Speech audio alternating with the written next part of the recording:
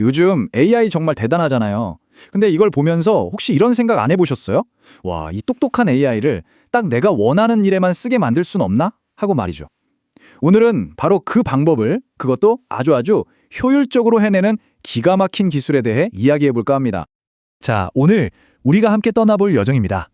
처음엔 이 거대한 AI를 길들이는 게 과연 가능할까 싶은 어떤 거대한 벽에 부딪히게 될 거고요. 하지만 결국엔 누구나 AI를 자신만의 도구로 만들 수 있게 해주는 아주 영리한 해법을 찾아낼 겁니다. 그 과정을 하나씩 따라가 보시죠.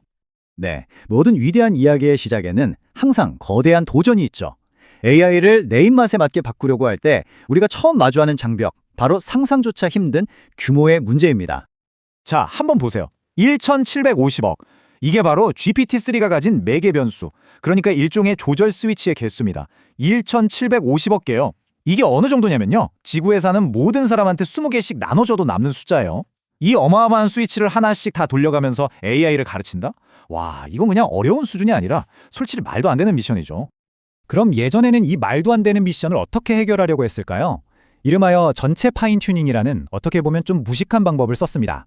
비유하자면 비행기 목적지를 서울에서 부산으로 살짝 바꾸고 싶은데 비행기 전체를 분해했다가 다시 조립하는 거랑 똑같아요. 너무 비효율적이잖아요. 이 그림을 보시면 문제가 확 와닿으실 겁니다. 왼쪽은 모델 전체를 훈련시키는 방식이에요. GPU 자원, 시간, 돈 모든 걸 그냥 빨아들이는 블랙홀 같죠. 새로운 기능 하나 추가할 때마다 거대한 모델 복사본을 또 만들어야 하고요. 근데 우리가 진짜 원하는 건 오른쪽이에요. 자원은 아주 조금만 쓰고 작고 가벼운 업데이트 파일 하나 만들어서 빠르고 효율적으로 AI를 바꾸는 것, 바로 이거죠. 그럼 개발자들이 이 엄청난 문제 앞에서 좌절했을까요? 천만에요. 그들은 완전히 다른 길을 생각하기 시작했습니다. 이 불가능해 보이는 문제를 아주 우아하게 풀어내는 방법 말이죠. 바로 이 질문에서 모든 게 시작됐습니다. 잠깐, 모델 전체를 다 뜯어 고칠 필요가 있나? 그냥 원래 있던 건 맹동시켜버리고 우리가 원하는 기능만 하는 아주 작은 부품 몇 개만 새로 달아서 걔네만 훈련시키면 안 돼? 이 생각의 전환이 바로 혁신의 시작이었습니다. 이게 딱 뭐랑 같냐면요, 컴퓨터 업그레이드 할 때 메인보드 통째로 바꾸는 게 아니라 작고 강력한 칩 하나만 딱 꽂아주는 것과 같아요. 전면 재공사가 아니라 아주 스마트하고 핀포인트로 하는 업그레이드. 이게 바로 PT의 핵심입니다. 근데 여기서 더 재밌는 건 이 PEFT라는 게 그냥 한 가지 기술이 아니라는 거예요. 마치 유능한 전략가의 작전 계획서처럼 상황에 따라 쓸 수 있는 여러 가지 영리한 기술들이 모여있는 일종의 플레이북 같은 거죠. 자, 그럼 그 플레이북 한번 펼쳐볼까요? 플레이북을 펼쳐보면 크게 세 가지 전략이 나옵니다. 뭔가를 새로 더하는 전략, 기존 것들 중에 일부만 콕 집어서 선택하는 전략, 그리고 아예 구조를 바꿔서 더 효율적으로 재구성하는 전략. 이렇게 세 가지로 나눌 수 있어요.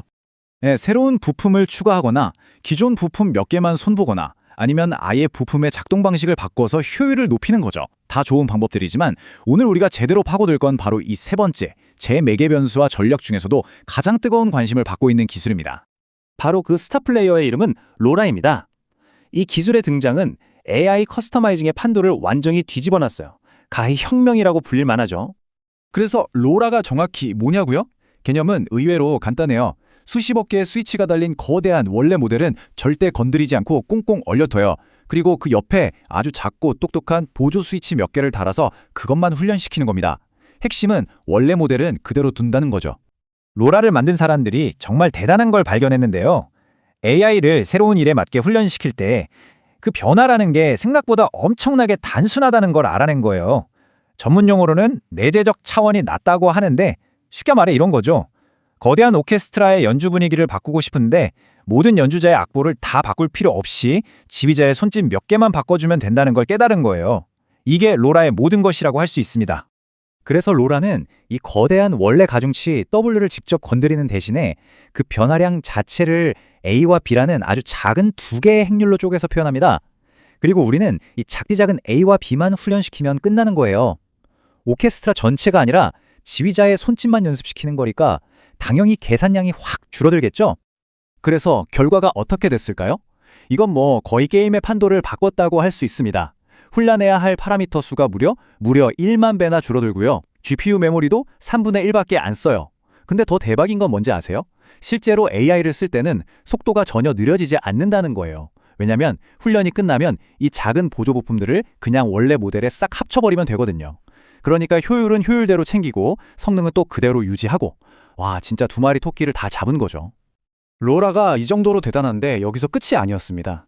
개발자들은 이런 생각을 한 거죠. 좋아, 여기서 효율을 한계까지, 정말 극한까지 밀어붙이면 어떻게 될까? 그 질문에 대한 답이 바로 큐로라입니다. 큐올라의 비결은 두 가지 기술의 환상적인 조합에 있습니다. 우리가 방금 본 로라에다가 양자화라는 기술을 합친 건데요. 양자화가 뭐냐면 우리가 고화질 사진을 화질저하 거의 없이 용량이 작은 JPG 파일로 압축하는 거랑 비슷해요. 모델을 이루는 숫자들을 더 단순하게, 그러니까 낮은 정밀도로 표현해서 거대한 기본 모델 자체의 덩치를 어마어마하게 줄여버리는 기술입니다. 이 그림 하나가 모든 걸 설명해 줍니다. 왼쪽의 전체 파인 튜닝은 정말 거대하죠. 로라가 나오면서 많이 가벼워졌고요. 근데 오른쪽 큐로라를 보세요. 기본 모델 자체를 4비트로 꽉 압축해버리니까 메모리 사용량이 그냥 수직으로 뚝 떨어집니다. 이 혁신 덕분에 옛날에는 슈퍼컴퓨터가 있어야 가능했던 650억 개짜리 모델 훈련을 이제는 그냥 일반적인 고사양 GPU 한 장으로도 할 수 있게 된 겁니다. 정말 엄청난 일이죠. 물론 이 놀라운 효율성을 그냥 얻은 건 아니에요. 큐로라는 몇 가지 비밀 병기를 더 썼습니다. 정보를 최대한 보존하는 새로운 4비트 숫자 타입을 개발하고 압축한 걸 또 압축하는 이중 양자화 같은 기술로 메모리를 더 아끼고 훈련 중에 메모리가 터지는 걸 막아주는 스마트한 관리 기술까지 동원했죠. 정말 하드웨어 성능을 마지막 한 방울까지 쥐어짰다고 할 수 있습니다. 자, 그럼 가장 중요한 질문이 남았죠. 이렇게까지 쥐어짰는데 성능이 떨어지는 거 아니야? 놀랍게도 정답은 아니옵니다. 이 표를 보세요. 4비트로 극한의 다이어트를 한 큐로라의 성능이 16비트로 넉넉하게 훈련한 기존 방식들과 거의 똑같습니다. 효율은 상상 초월로 높였는데 성능은 그대로 지켜냈다? 이건 뭐 거의 공짜 점심을 찾아낸 거나 마찬가지죠. 자, 지금까지 기술적인 내용들을 숨가쁘게 따라왔는데요. 그래서 이 모든 게 도대체 우리랑 무슨 상관이냐? AI의 미래에 어떤 의미가 있느냐? 이제 그 큰 그림에 대해 이야기해 볼 시간입니다. 이건 그냥 더 빠르고 효율적인 기술이 나왔다는 이야기가 아닙니다. 이건 바로 AI의 민주화에 대한 이야기입니다.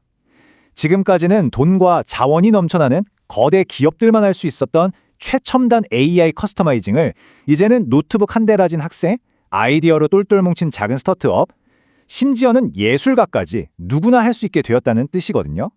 거대한 장벽이 허물어지면서 지금 이 순간에도 전 세계에서 상상도 못했던 혁신적인 아이디어들이 쏟아져 나오고 있습니다. 그리고 이제 그 질문은 우리 모두에게 던져졌습니다. 누구나 강력한 AI를 내 맘대로 주무를 수 있는 시대. 여러분이라면 이 놀라운 힘으로 어떤 세상을 만들어 보시겠습니까?